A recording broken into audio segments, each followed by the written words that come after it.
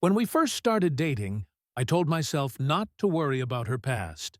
Everyone has one, after all. She had been with him for 3 years, and even though it ended badly, I figured that chapter was closed. She promised me it was. "He's out of my life," she said. "You're the only one I want." I wanted to believe her. I did believe her, at least in the beginning. But every so often, little things gnawed at me. The way her phone would buzz late at night, and she'd flip it over quickly. The way certain songs made her pause, lost in thought. The way she avoided mentioning his name at all, as if erasing him completely would erase the feelings that had once been there. I never accused her of anything at first, but doubts have a way of creeping in when you least expect them. One night, when I noticed she still had his number saved in her contacts, I asked her about it. She laughed it off. "You're paranoid," she said, shaking her head. "It doesn't mean anything. I don't even talk to him." Her reassurance should have been enough, but it didn't silence the whisper in my chest. What if he isn't gone? What if he still lingers, somehow, in ways I can't see? Weeks passed. We carried on like normal. Dinners, movies, lazy weekends together. On the surface, everything was fine. But beneath it, I wrestled with my unease. I didn't want to be the jealous boyfriend, the one who suffocates her with suspicion. So I stayed quiet. And then, one Saturday morning, it happened. We were at her place, eating breakfast, when the doorbell rang. She went to answer it, humming absent-mindedly. A delivery man stood there, holding a medium-sized box. She signed for it, thanked him, and carried it inside. My stomach tightened. She hadn't mentioned expecting anything. "What's that?" I asked, trying to sound casual. She shrugged. "No idea. Maybe something I ordered and forgot about." But when she saw the sender's name on the label, her face changed. Just for a second, so quick I almost missed it. But enough. A flicker of recognition, a shadow across her smile. She set the box on the table. I leaned closer. The sender's name wasn't a company. It was a person, a man. His name? Her ex? My chest went cold. "Why is he sending you packages?" I asked, my voice sharper than I intended. She rolled her eyes, but there was tension in her jaw. "Relax, it's probably nothing. Maybe something I left at his place ages ago." "You're overreacting again." Overreacting. Paranoid. The same words she always used when I voiced my concerns.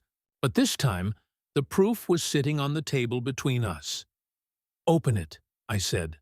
She hesitated. "It's not a big deal." "Then open it."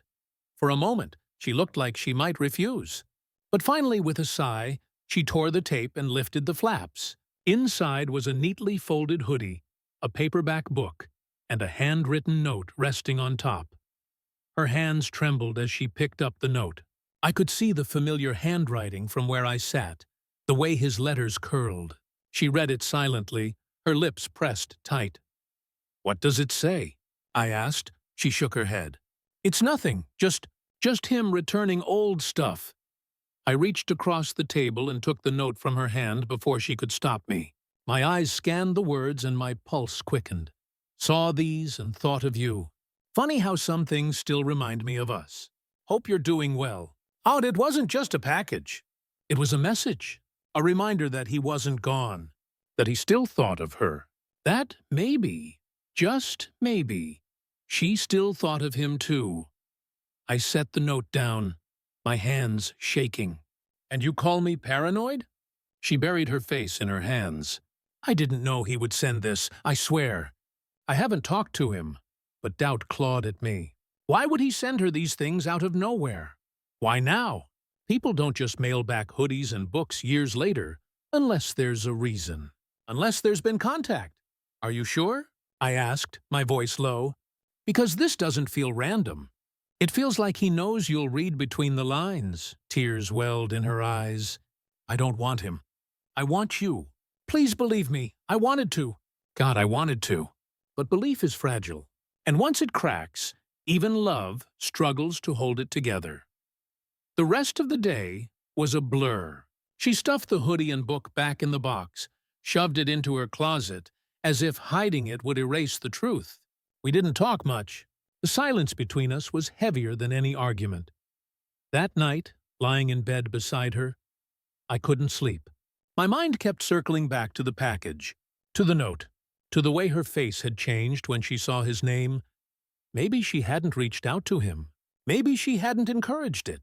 But the fact that he felt bold enough to send her something meant one thing. He believed he still had a place in her life. And that thought haunted me more than anything. Over the next few days, I tried to carry on as if nothing had happened. But every time I looked at her, the image of that package flashed in my mind. Every time her phone buzzed, I wondered if it was him. Every time she laughed at something on her screen, I felt the weight of doubt pressing down harder. Finally, I told her the truth. "I can't do this," I said one evening, my voice breaking. "I love you, but I can't shake this. I can't ignore what that package meant. Maybe you didn't invite it, but it's there, between us, and it's eating me alive." She cried, begged me not to walk away, promised me it was nothing, that she would cut every last tie to her past. And maybe she meant it. Maybe she was telling the truth. But trust, once cracked, is hard to piece back together. As I left her apartment that night, I glanced back one last time. The box still sat in the corner of her room, untouched, unopened since she shoved it there. A silent reminder of the past she swore was over. And I realized something then. Sometimes paranoia isn't paranoia. Sometimes it's intuition, a gut feeling trying to protect you from a truth you don't want to face. She called me paranoid about her ex. But when that package arrived at her door, I knew my doubts weren't crazy. They were the one thing keeping me honest about what was really happening. Love requires trust. And the package proved, once and for all, that trust between us was already broken.